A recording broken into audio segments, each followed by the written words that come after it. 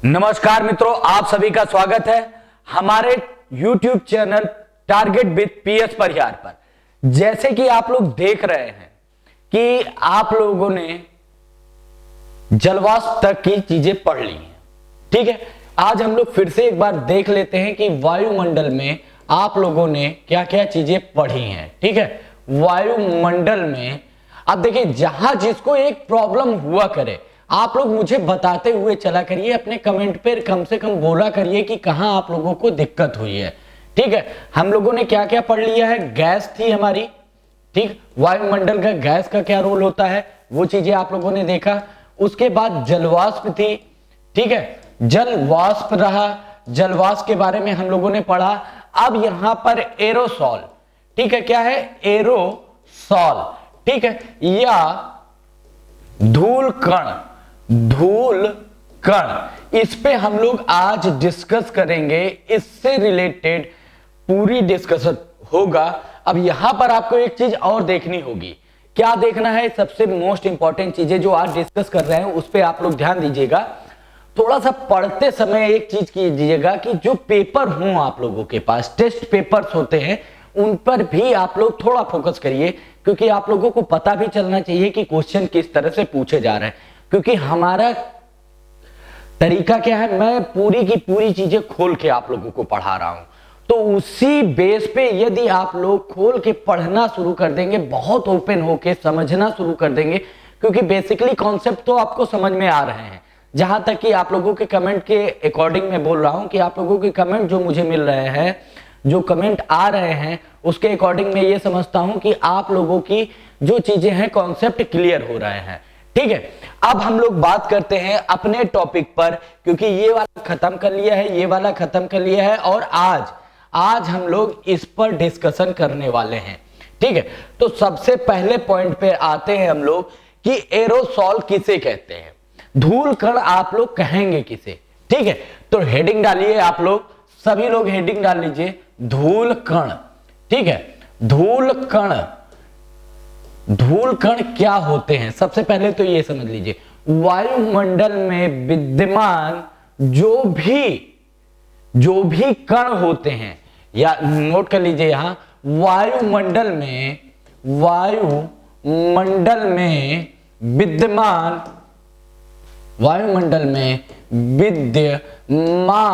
जो भी कण होते हैं, क्या होते हैं? जो भी कण, कण का इन द सेंस गैस नहीं है, जलवाष्प अभी इस पे नहीं आ रहे, जो भी कण मतलब पार्टिकल्स होते हैं, जो भी कण होते हैं,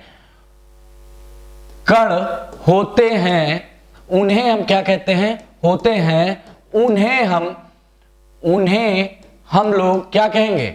हम लोग क्या कहते हैं? डस्ट पार्टिकल्स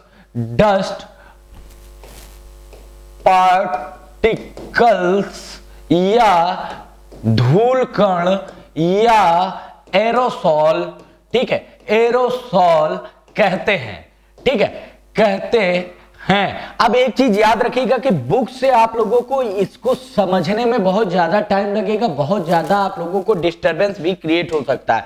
तो मेरा कथन यही है कि कोशिश करिए कि क्लास से ही चीजें समझ लें और फिर बुक्स वगैरह पढ़ के आप अपने आप को रिफाइन कर लें, ठीक। उससे और चीजें आप लोग अपने साथ जोड़ लें, ठीक है। अब हमें यह पता होना चाहिए कि धूल कण में क्या क्या चीजें आती हैं, क्या यहां पर क्या क्या चीजें आएंगी? धूल कण में क्या क्या होता है, ठीक है। धूल कण में क्या क्या होता है, ये आप लोगों को पता होना चाहिए। धूल कण में क्या क्या होता है, ठीक है। अब धूल कण की बात करते हैं, क्या क्या होता है, ठीक है। मैं आप लोगों को क्वेश्चन के अकॉर्डिंग भी बताता चल रहा हूं कि क्या क्या चीजें होती है। तो अब एक एक पॉइंट को लिखिए।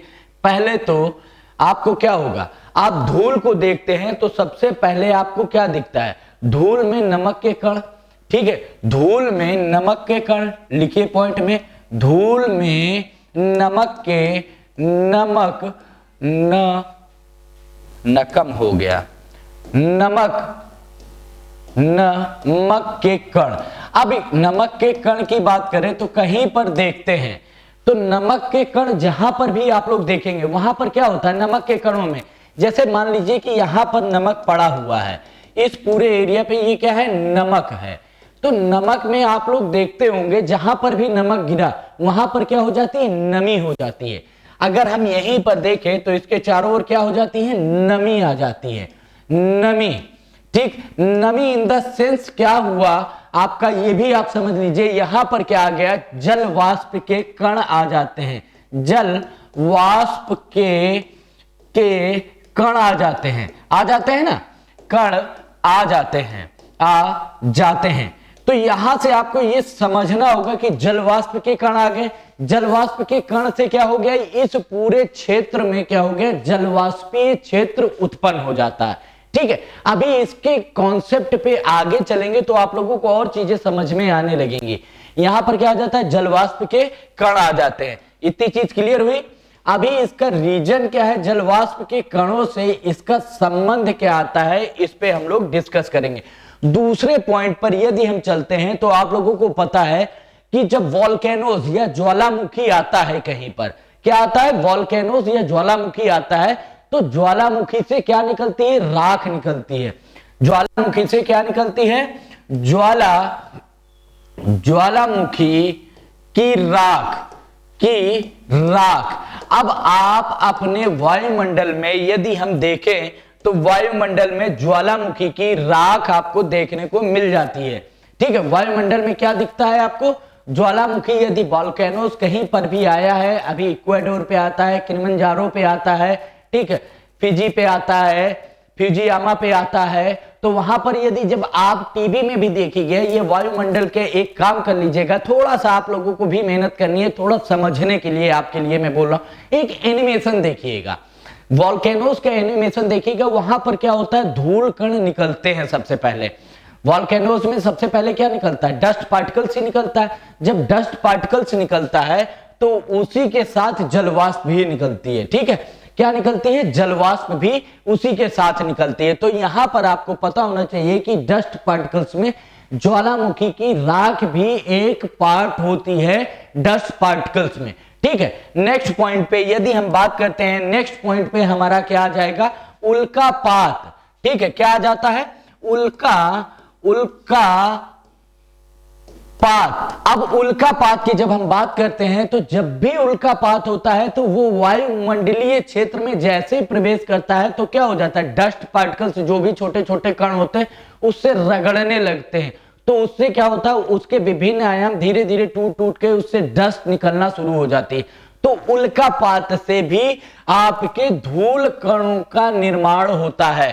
ठीक है, उल्कापात के बाद यदि आप देखें तो चीजें क्या हो जाती हैं, जो तरल और ठोस पदार्थ होते हैं तो उनको भी डस्ट पार्टिकल्स में हम यूज करते हैं। तरल पदार्थ, ठीक, तरल पदार्थों में से जो डस्ट होती है वो भी यूज की जाती है। अब तरल पदार्थों में आप कहेंगे कि साहब तरल पदार्थों में कैसे डस्ट पार्टिकल्स हो सकते हैं, सीधी सी बात है, कॉमन सा क्वेश्चन है, कोई लॉजिकल ऐसा वे नहीं है जहां पर आप ये कहें कि तरल पदार्थों पे नहीं हो सकता है या हो सकता है। थोड़ा सा दिमाग लगाइए। अब कैसे यहां पर तरल पदार्थों से होगा, मान लीजिए कि यहां पर पानी की बूंद गिर गई, पानी की बूंद गिरती है।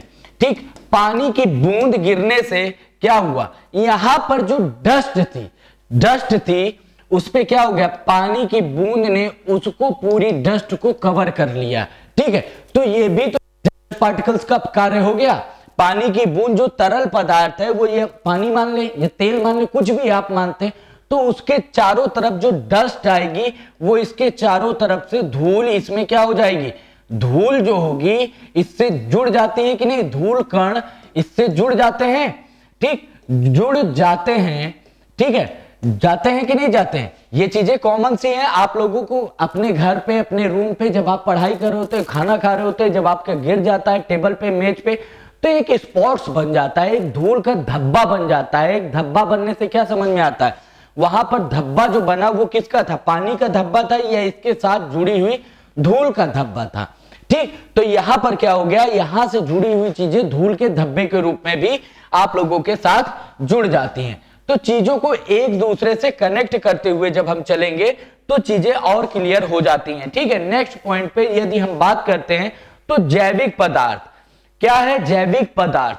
ठीक, अब जैविक पदार्थ की जब हम बात करते हैं, किसकी, जैविक पदार्थ की जब हम बात करते हैं, तो जैविक पदार्थ में भी आप कहेंगे साहब इसमें कैसे हो सकता है, जैविक पदार्थ तो एक कॉमन सी चीजें हैं। ठीक है, तो जैविक पदार्थ जब हम कॉमन सी चीजों पे बात करते हैं तो वहां पर आपको समझना होगा कि फूल के परागण से भी डस्ट आती है। क्या होता है, फूल का परागण होता है, फूलों का परागण होता है। अब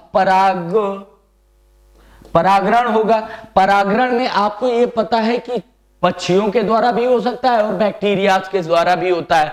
ठीक है, तो यहां पर बैक्टीरिया भी हो जाएंगे। कई बार पूछ लिया जाता है बैक्टीरिया डस्ट पार्टिकल्स का पार्ट होता है कि नहीं, तो बैक्टीरिया भी आपके डस्ट पार्टिकल्स का पार्ट हो जाते हैं। ठीक है, परागण होगा, जब परागण होगा तो क्या होगा, एक स्थान से दूसरे स्थान पर कोई भी जीव, कोई भी कीट, कोई भी पक्षी इसको लेके जाएगा तो वायुमंडल में विद्यमान डस्ट पार्टिकल्स इसके साथ भी कार्य करते हैं।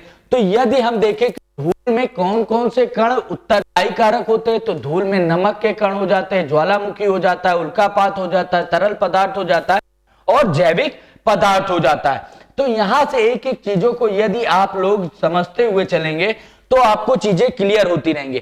अब दूसरी बात ये होती है कि धूल कण वायुमंडल में कैसे काम करते हैं, ये चीजें अब आपको समझनी है। वायुमंडल में धूल कण का क्या प्रभाव होता है, कैसे कार्य करेंगे, किस दिशा में कार्य करेंगे, उसका प्रभाव क्या होगा।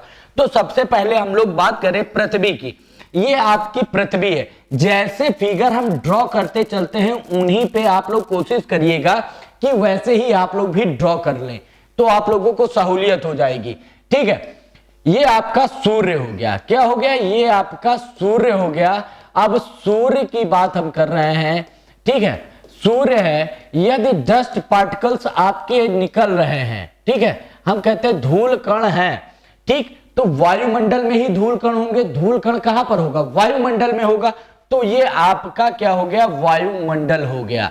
क्या हो रहा है, ये वायुमंडल है आपका।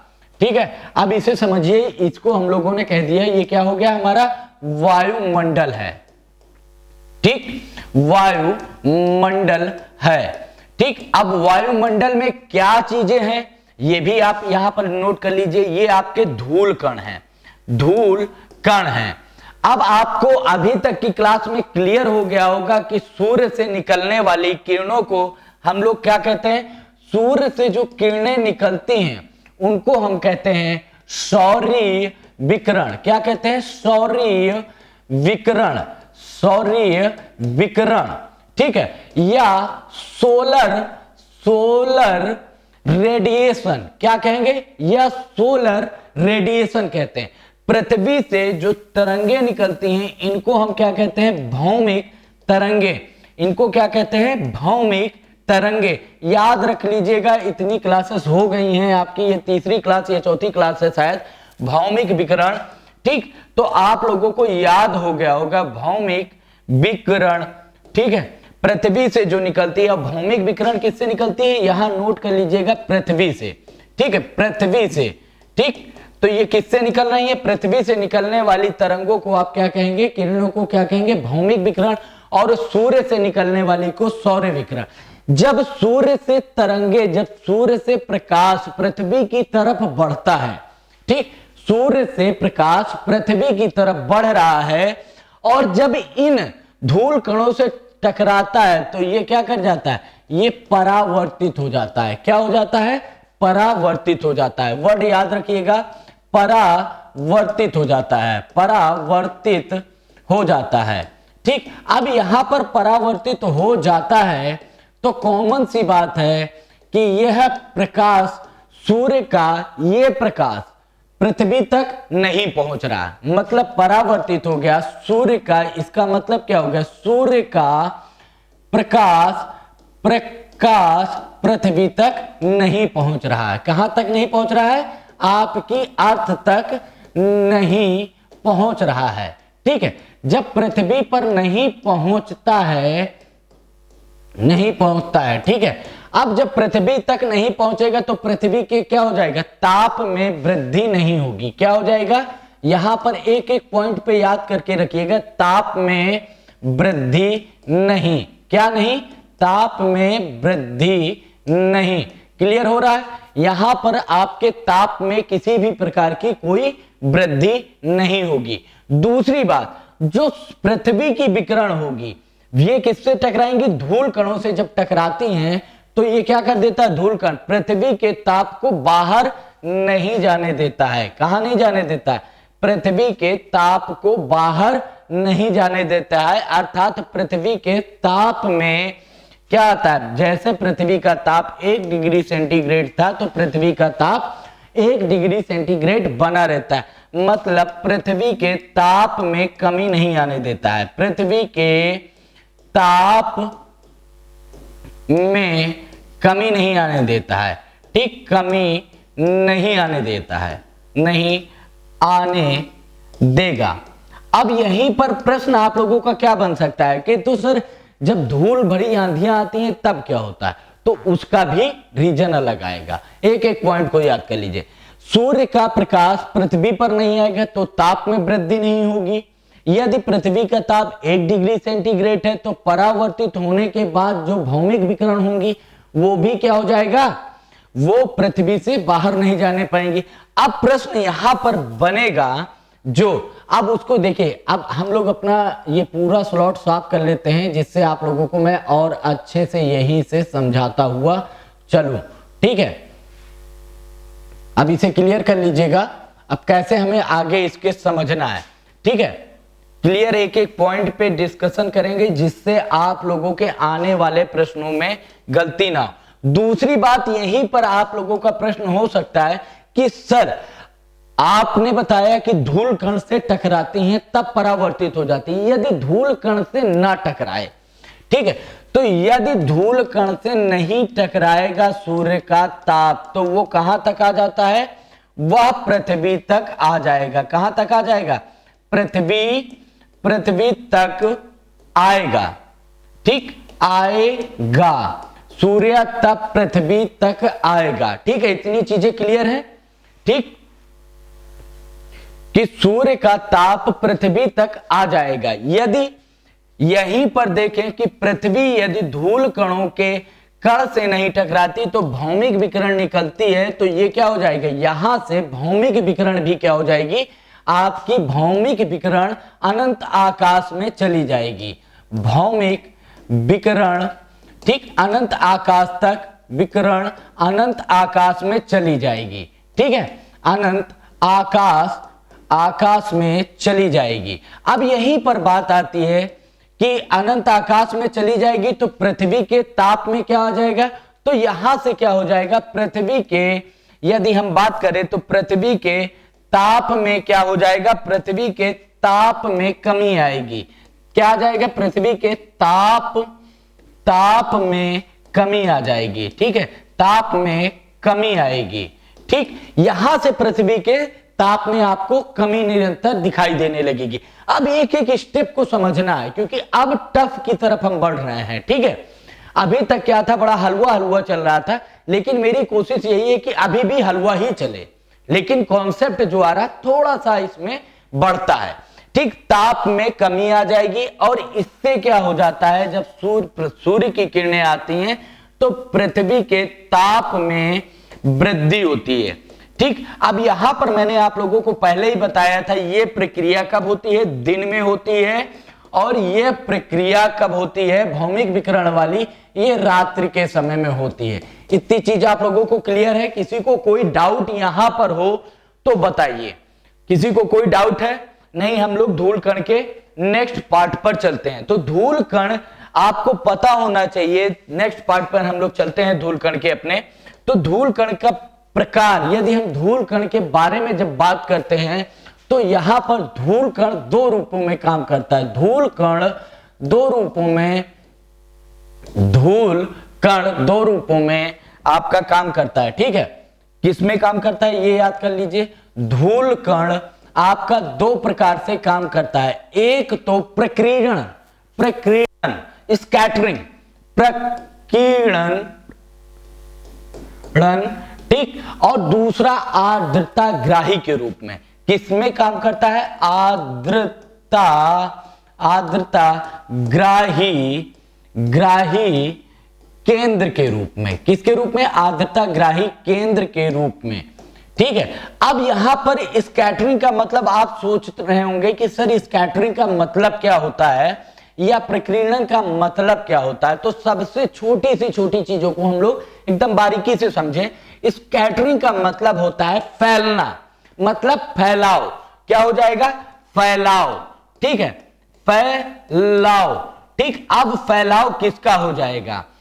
किसका फैलाव की बात हम लोग कर रहे हैं? तरंगों के फैलाव की बात कर रहे हैं। किसकी फैलाव की बात कर रहे हैं? यहां पर याद रखिएगा, यहां पर क्या है? तरंगों के फैलाव की बात कर रहे हैं। तरंगों के फैलाव, तरंगों के फैलाव की बात कर रहे हैं।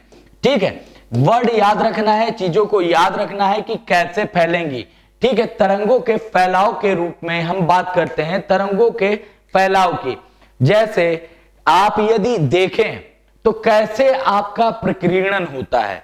तो सुबह यदि आप देखें तो सूर्य का, सुबह की बात करें, मॉर्निंग,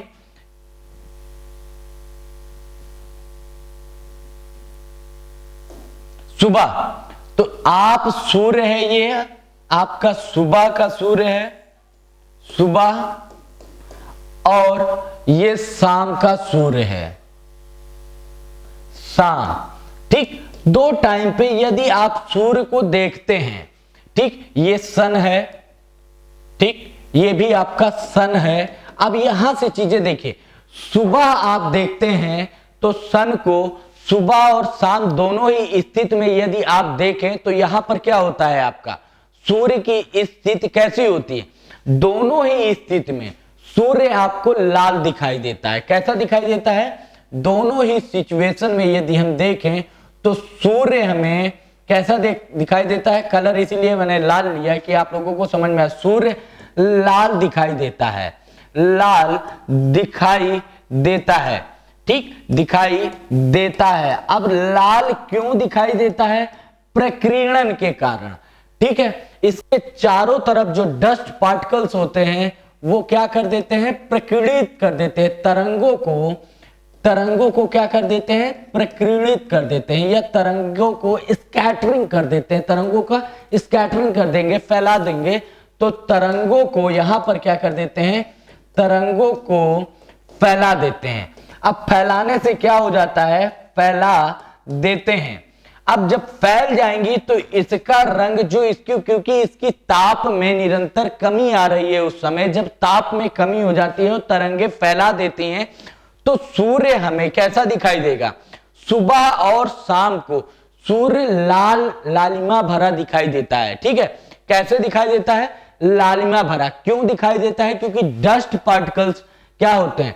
ये जो धूल कण है, ठीक, नोट कर लीजिएगा, धूल कण जो आपके हैं ये क्या कर देते हैं? इसको फैला देते हैं। ठीक, प्रकीर्णित कर देते हैं, फैला देते हैं, जिससे क्या हो जाता है कि हमें सूर्य अपना लाल रंग का दिखाई देता है।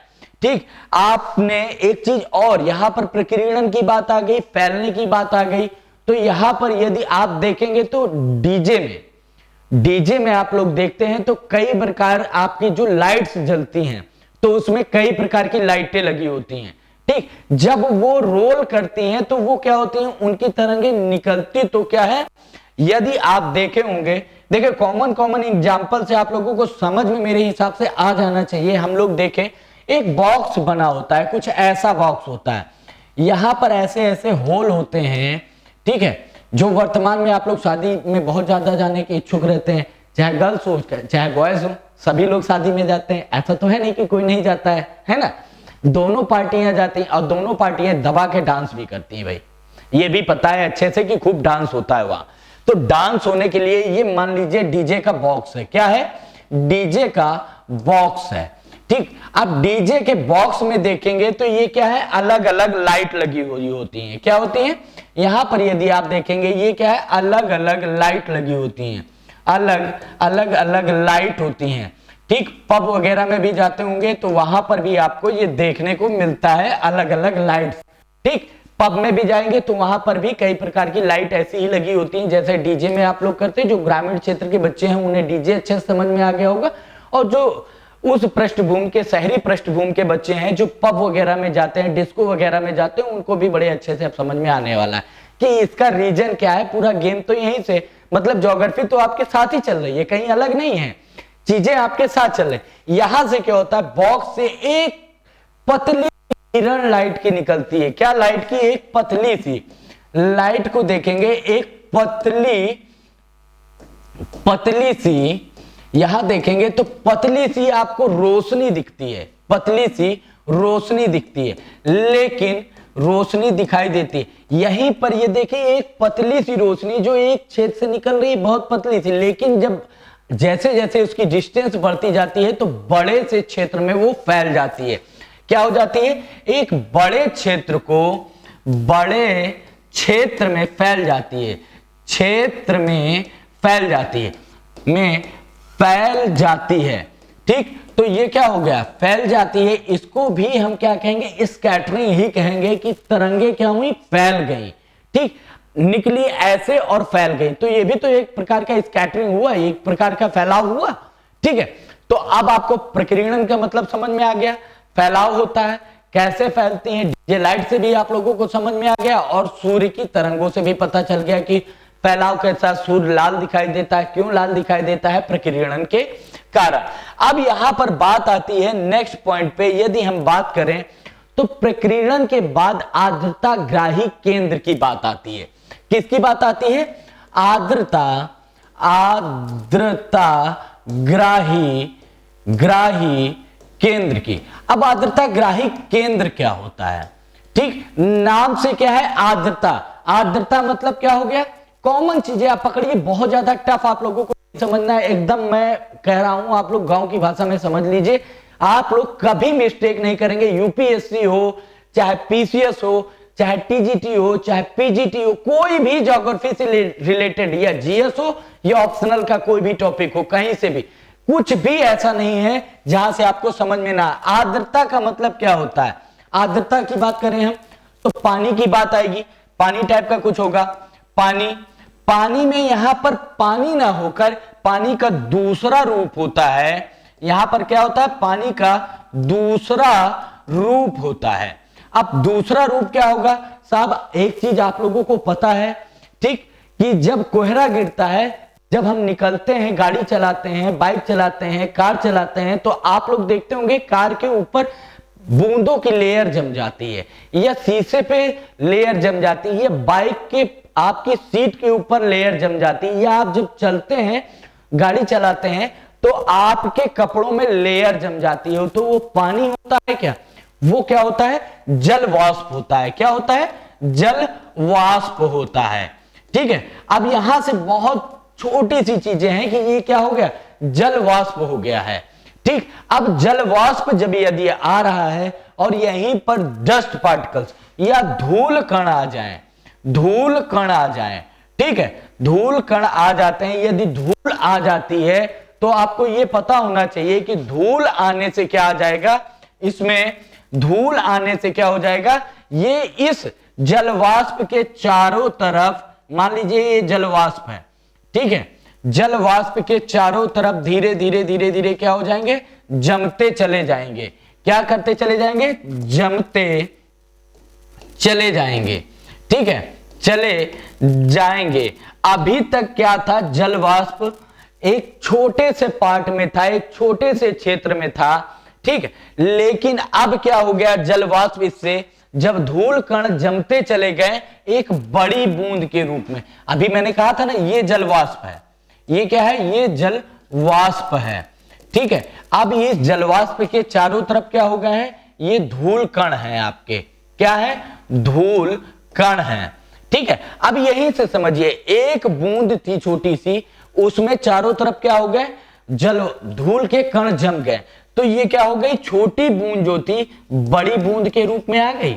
बड़ी बूंद के रूप में, बूंद के रूप में निर्मित हो गई, निर्मित हो गई। ठीक है, अब जब ये बड़ी बूंद के रूप में निर्मित हो जाएगी तो एक चीज आपको ये पता है, अब ये क्या हो जाएगी? जब बड़ी बूंद के रूप में निर्मित हो जाएगी तो यहीं पर चीजें और आपको क्लियर होनी है कि यहां पर जब बड़ी बूंद के रूप में निर्मित हो जाएंगी तो ये क्या हो जाएंगी, हवा में अब तैरने लायक है ये, कि अब ऐसे ही जैसे अभी आपका कोहरा गिर रहा था या फुहारा गिर रहा था, ठीक है, अब ये जलवाष्प क्या बाहर उसी रूप में हवा में तैर सकता है।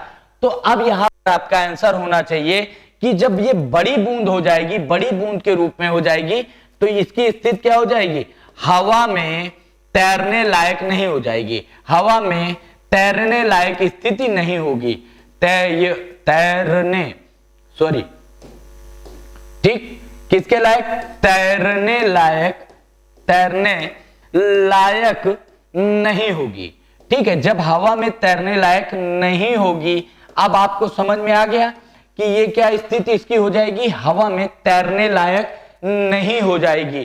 ठीक है, तो यह जल बूंद के रूप में क्या हो जाएगा, जब हवा में तैरने लायक नहीं रह जाएगी तो स्थितियां, अब इसकी एक एक चीज को अलग अलग पॉइंट में बना दीजिए। ये एक अलग पॉइंट आ गया इसका, इसके बाद ये स्थिति उत्पन्न हुई थी, इसके पहले क्या था, ये धूल कण थे, ठीक, इसके पहले क्या था, जलवाष्प थी, इसके पहले क्या था, पानी के रूप में आ रहा था। ठीक है, ये जलवाष्प है आपका। ठीक, अब यहां पर जब हवा में तैरने लायक नहीं रह जाएगा तो नेक्स्ट प्रोसेस इसका क्या हो जाएगा, जब हवा में तैरने लायक नहीं रह जाएगा तो निश्चित रूप से ये बूंद के रूप में क्या होगी, पृथ्वी में गिरेगी। क्या करेगी, अब ये निश्चित रूप से किसमें, बूंद के रूप में। अब क्या होगा, बूंद के रूप में पृथ्वी पर गिरेगी। अब पृथ्वी पर बूंद के रूप में गिरने का सेंस क्या हो गया, अर्थात वर्षा होगी। अर्थात क्या होगा, यहां पर वर्षा के रूप में नीचे आएगी। ठीक है ना, नीचे आएगी। अब ये आप लोग नोट कर लीजिएगा, स्पेस नहीं है। ठीक है, नीचे आएगी। इतनी चीजें आप लोगों को क्लियर हुआ। अब जैसे इसको एक छोटे से एग्जांपल से समझने की कोशिश करिए कि किसी भी चीज को हमें समझना है तो हमें इतना समझ लेना है। अब मुझे नहीं लगता है कि मेरी क्लास ज्योग्राफी के करने के बाद आप लोगों को कुछ भी खुद से पढ़ना है, बस लेक्चर से आप लोग पढ़ते चलिए, आप लोगों के सारे पीटी मेंस के क्वेश्चन सॉल्व हो जाएंगे, आप लोगों की चीजें सारी सॉल्व हो जाएंगी और याद भी कुछ नहीं करना है आपको।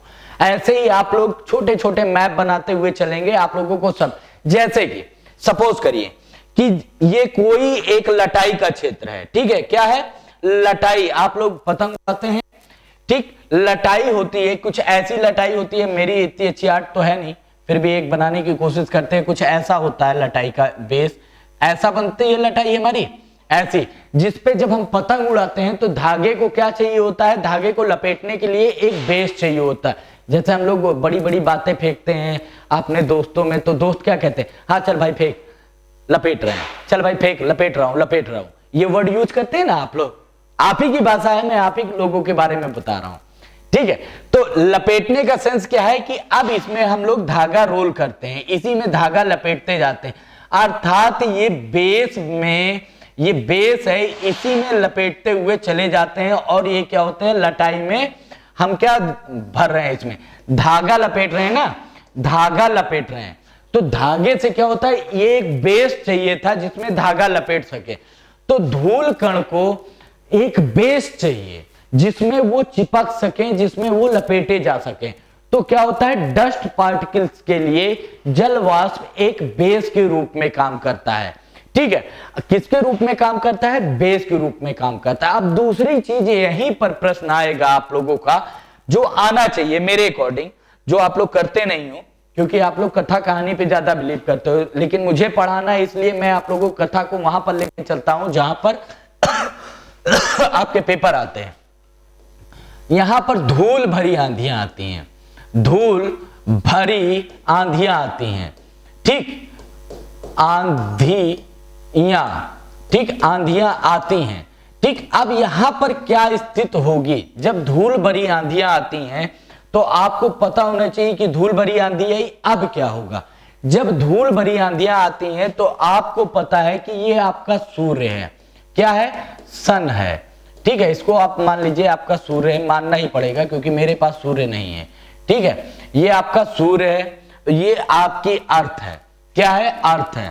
ठीक, अभी वर्तमान में यदि हम माने कि वर्तमान में क्या है, आकाश साफ है, वर्तमान स्थिति हमारी ये है, वर्तमान में आकाश साफ है। क्या है, आकाश साफ है। ठीक, जब आकाश साफ रहेगा तो इस स्थिति पर क्या होगा, जब आकाश साफ है मतलब सूर्य का प्रकाश पृथ्वी तक आसानी से पहुंच रहा है। ठीक है, इतनी चीज क्लियर हो गई, इतनी चीज आप लोगों ने पढ़ी है। अब यहीं पर मैं कहता हूं कि अब धूल भरी आंधियां आ गई हैं। ठीक है, क्या आ गई हैं, यहां पर धूल भरी आंधी आई है, धूल भरी आंधी। ठीक, आप लोगों को पता है कि गर्मी में धूल भरी आंधियां चलती रहती हैं।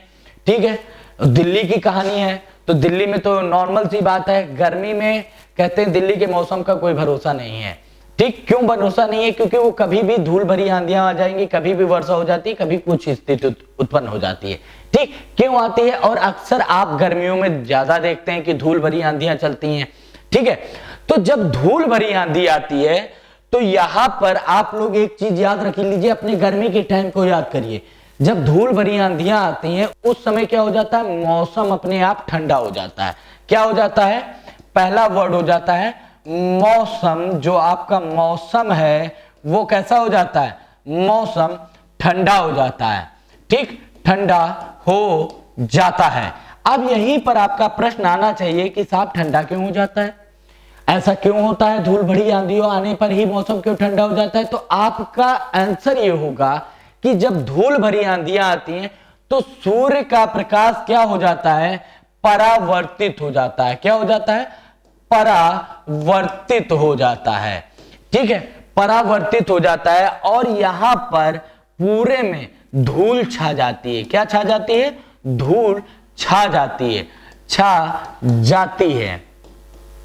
अब धूल छा जाएगी तो ये पूरा क्षेत्र, विजिबिलिटी की बात करें, दृश्यता की बात करें, तो आपको पूरे क्षेत्र में कैसा हो जाता है, काला काला अंधेरा सा आने लगता है। कैसा आने लगता है, अंधेरा सा हो जाता है, अंधेरा हो जाता है, अंधेरा हो जाता है।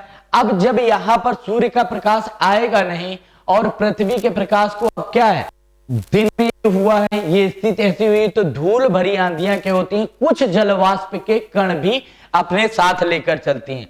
जब धूल भरी आंधियां आती हैं तो जलवाष्प, आप लोगों को पता है ना, अभी मैंने आप लोगों को बताया पूरी कहानी, जलवाष्प के कण भी होते हैं, कण भी साथ होते हैं।